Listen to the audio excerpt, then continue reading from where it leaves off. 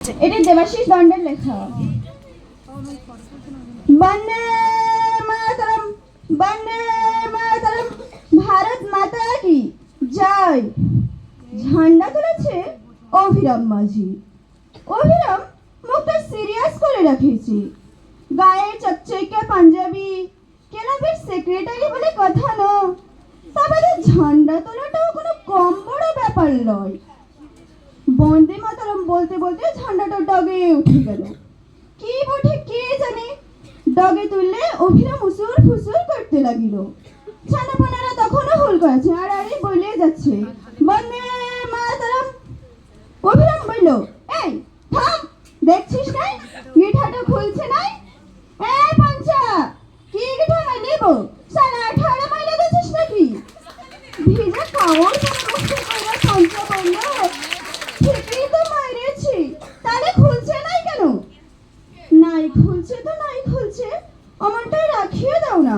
সালা গাধা পাঠিস কি পেপারওয়ালারা দেখলে কি হালটা করবে জানিস?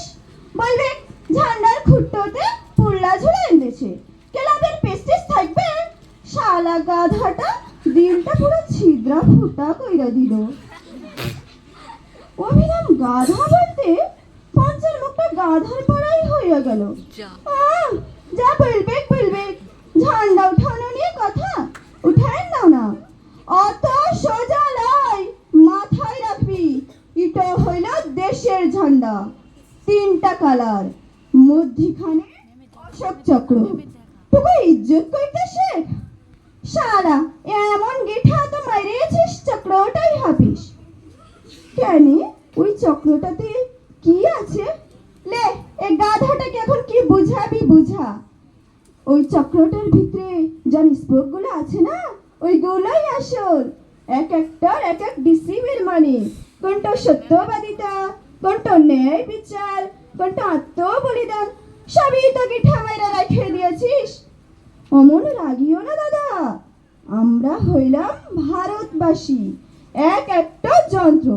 লালমোহ ইংরেজগুলোর সঙ্গে কাছরা মারা কইল, ওহ তো টেনশন নাই। কত তীর ডাঙ্গি মারল, ওহ তো টেনশন নাই। দমে গুলি বন্দুক চলাচলি কইল, ওহ তো টেনশন নাই। কত ধর পাকড় হইল, জিল হইল, ফাঁসি হইল, ওহ তো টেনশন নেই।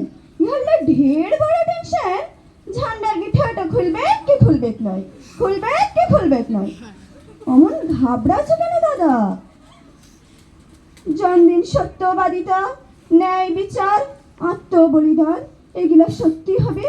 তোমাকে আর আজকে মারতে হবে নয়, ঝান্ডার গিঠাটা সেট করে খুলে যাবে।